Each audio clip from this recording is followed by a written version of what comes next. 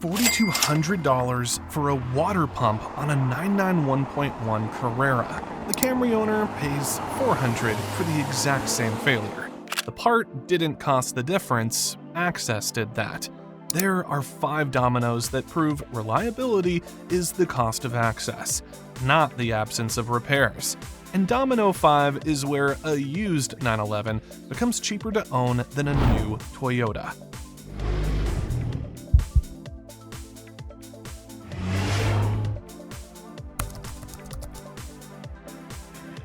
Reliability isn't a mechanical word, it's a financial one. A Porsche and a Toyota can have the same failure rate and a $25,000 gap in what that failure costs you.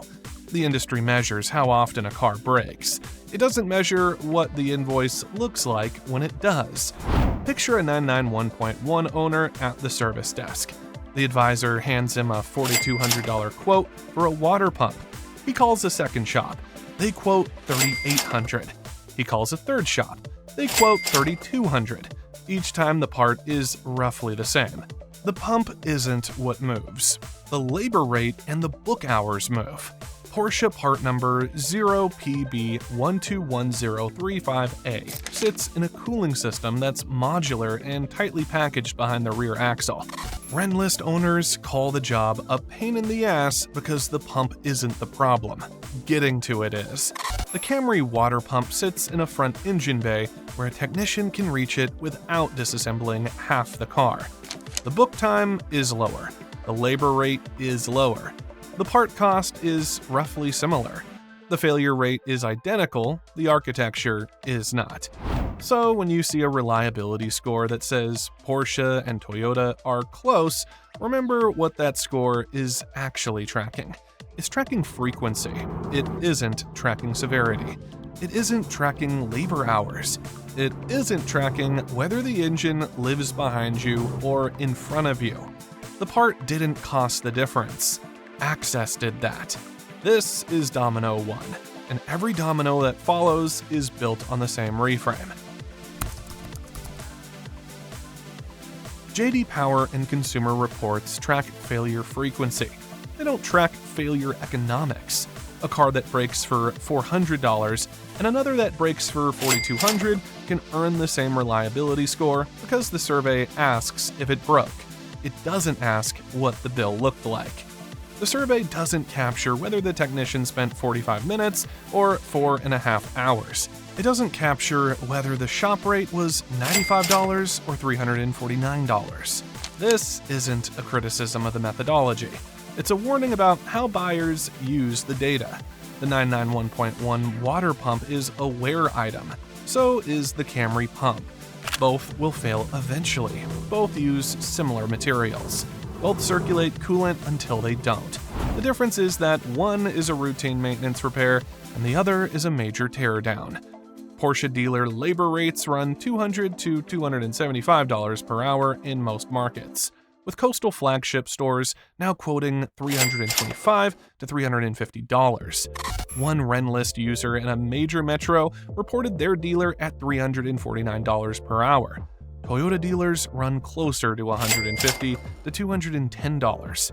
Independent Porsche specialists run $110 to $175, with coastal race shops pushing $180 to $220. Toyota independents run $90 to $140. The spread itself is a content beat. The idiot tax is partly a who you call tax, but even at an independent shop, the 991.1 water pump job is labor dominant because the rear engine layout demands it. The Camry job is parts plus labor in roughly equal proportion. The Porsche job is access economics dressed up as a parts invoice. The invoice looks like a parts problem. The math says it's an architecture problem. That's domino 1, and it sets up every domino that follows. The PDK isn't a grenade. Let's kill that myth first. Porsche's official interval for most PDK-equipped models is 120,000 miles or 12 years. Real-world specialists recommend 40 to 60,000 miles or 4 to 6 years because fluid degradation at the valve body is the real enemy, not the clutch pack. The clutches are designed for vehicle life if the fluid is maintained. Independent shops charge $600 to $900 for a full PDK service including fluid, filters, and pan gasket. Dealers charge $900 to $1,500. Per mile cost at 60,000 miles is roughly a penny and a half. A Toyota or Lexus automatic transmission service runs $180 to $300 at the dealer or $150 to $300 at a reputable independent. Per mile cost is roughly a third of a cent. The gap isn't catastrophic on a per mile basis, but it's predictable, repeating, and built into the architecture. The PDK uses specialized dual clutch fluid, internal filters, and a mechatronic control unit that demands a PIWIS diagnostic reset. The Toyota unit uses conventional ATF and a simpler drain and fill procedure that most general shops can handle without brand-specific tooling. Track use changes the math entirely. Porsche specialists recommend PDK fluid service every 15,000 to 20,000 miles for cars that see regular track days because thermal load accelerates fluid breakdown.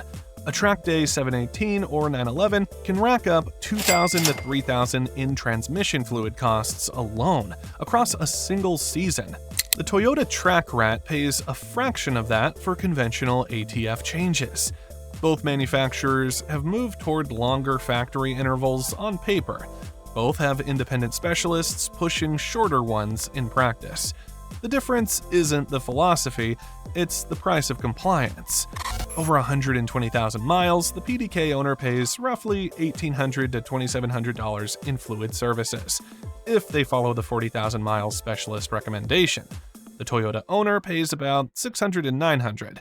The maintenance isn't optional on either car, but one bill is 3 times larger because the access, the fluid, and the diagnostic reset are proprietary. The PDK is reliable, it's just reliably expensive to maintain. Drop your config in the comments and I'll tell you if it's the right car. Now let's get into the part that actually matters.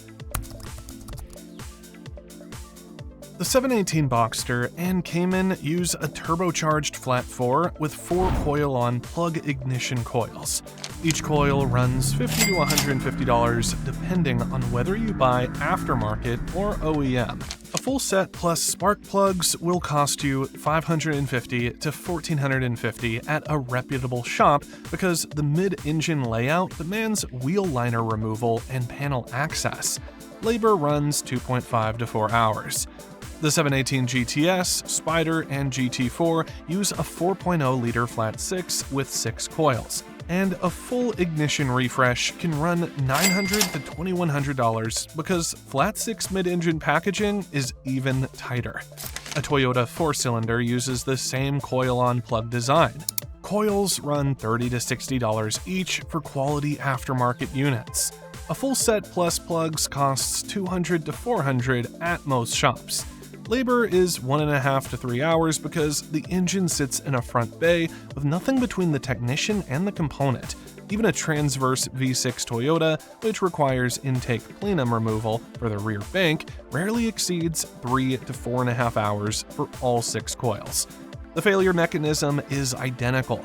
Heat degrades the coil windings over time. Misfires appear as P030X codes. The diagnostic path is the same. A scan tool reveals the cylinder, a swap test confirms the coil, and a replacement fixes it. But the ownership pattern diverges. The Toyota owner replaces one coil when it fails, pays $150 to $350, and moves on. The 718 owner, once the liners are off and the panels are out, often replaces the full set preventatively because the labor overhead makes single coil replacement irrational. This is death by 1,000 cuts versus one big hit. The Toyota spreads ignition costs across 80,000 to 150,000 miles as occasional small bills. The Porsche bundles them into a midlife service event because the architecture punishes piecework. The 718 owner isn't being careless, he's being rational. Once you've paid the access fee, you replace everything you can reach. Both cars have reliable ignition systems. One of them just costs more to reach. Porsche carbon ceramic brakes are a $9,000 to $12,000 factory option. They weigh 40 to 50% less than iron rotors. They resist fade better than anything else on the road. Under normal street use, the rotors can last 100,000 miles or more. The pads last 60 to 80k miles. By every mechanical measure, they are more reliable than iron. They're also the single most expensive consumable in mainstream automotive ownership. But when they finally need service, the bill is catastrophic. A full four-corner PCCB rotor and pad replacement can exceed $20,000 to $25,000 at the dealer. Individual rotors run $5,000 or more. Front pads alone are $2,000 to $4,000. The labor is only 4 to 6 hours. The part is what totals the car. The invoice structure is brutal. The rotors aren't marginally more expensive than iron. They are priced in a different category entirely. Compare that to a Toyota or Lexus SUV with standard iron brakes. A full four-corner pad and rotor job runs $600 to $1,200 in parts, and 3 to 4 hours of labor. The rotors last 60 to 100k miles. The pads last 30 to 60,000 miles. A consumable is priced like a consumable. It's expected to wear. It's expected to be replaced. The owner budgets for it the way they budget for tires. The PCCB paradox is the clearest example of the cost of access reframe. The brakes are more reliable, they last longer, they perform better. But Porsche priced the replacement part as a luxury good, not a wear item. Many owners convert to steel rotors when replacement time comes, spending 3 to 5k instead of 20k. The market itself is admitting the consumable isn't priced for real-world ownership. The owner who spec'd PCCB for track performance now owns a street car with brakes that cost more than the engine to service. That's domino 4. Now we flip the board, because depreciation, not repairs, is the largest line item in car ownership. And this is where a used 911 can undercut a new Toyota. Buy a new Lexus ES350 today for roughly $47,000. Over 5 years, it will depreciate 45 to 50% based on IC cars and KBB data for luxury sedans. That is $22,000 to $24,000 of value gone before you factor a single oil change. Add routine maintenance, tires, and brakes, and your 5-year ownership cost runs $27,000 to $30,000. The Lexus is reliable, it's also a depreciation machine. The owner never sees a shocking repair bill, he just loses $400 a month to value erosion and calls it normal. Now watch what happens on the Porsche side. Buy a 2013 911 Carrera S today for roughly $80,000 based on current BAT and P car market comps for clean examples around 50,000 miles. The original sticker was $115,000 or more depending on spec. The big depreciation hit already happened. 5 years from now, that same 911 will likely trade in the $70,000 range. Your depreciation over the next 5 years is roughly $10,000. Add $8,500 in routine maintenance across 5 years, $1,400 for one set of tires, $1,600 for one brake service, and $4,000 in contingency repairs for sensors, suspension bushings, and minor electronics. Your 5-year ownership cost runs $25,000 to $26,000. The 911 is cheaper to own despite higher annual maintenance because the depreciation curve is already flattened. The 991.1 has entered its value shelf phase. The market treats well-sorted examples as modern classics, not disposable sedans. The naturally aspirated flat 6, the last pre-turbo 911 generation, and the fixed supply all support the floor. And if the car holds flat or appreciates slightly, which low-mileage 991.1s have been known to do, your total cost drops to $15,000 or $16,000. That is a $10,000 to $15,000 victory over the reliable new sedan. The Lexus owner never got a $4,200 water pump bill. He just paid an extra $15,000 in invisible depreciation and never noticed because there was no invoice. So here's the reframe. This isn't a recommendation to buy a 911 instead of a Camry. It's a reminder that the word reliable has been misdefined. The Camry owner lost $24,000 to depreciation and called it normal. The 911 owner lost $10,000 to depreciation, spent $15,000 on maintenance, and called the car expensive. The math is final. The vocabulary is wrong.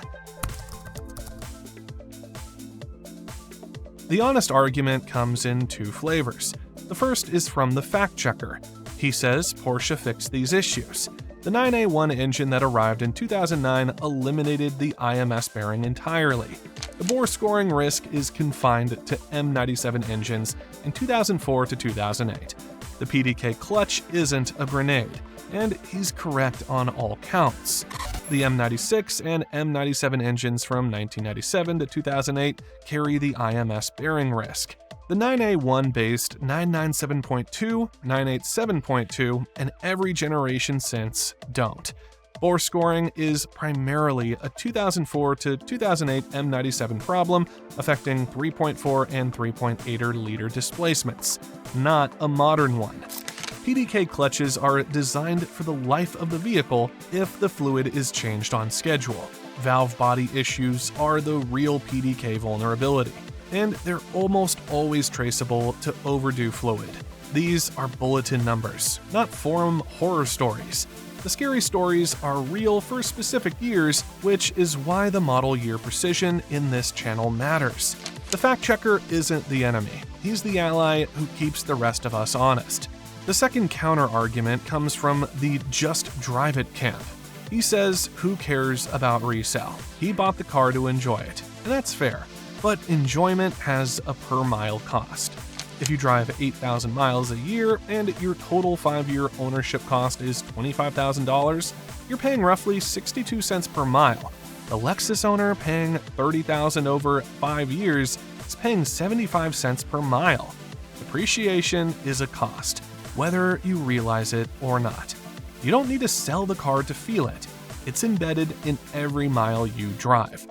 The Just Drive It owner is correct that joy isn't free. He's incorrect that joy has no price tag. The price tag is just hiding in a different line item. Reliability is the cost of access, not the absence of repairs. The right used Porsche, bought at the right price with the right records, can be cheaper to own than a new Toyota. The wrong Porsche, bought blind, is a liability that compounds. The difference isn't the badge, it's whether you know which dominoes you're signing up for. The next time someone tells you Porsche is unreliable, ask them which domino they are talking about. The failure rate, the access cost, the consumable pricing, or the depreciation curve. Because 4 out of 5 of those dominoes aren't reliability problems. They are financial literacy problems dressed up as mechanical ones. Subscribe so the next video reaches you before the dealer does.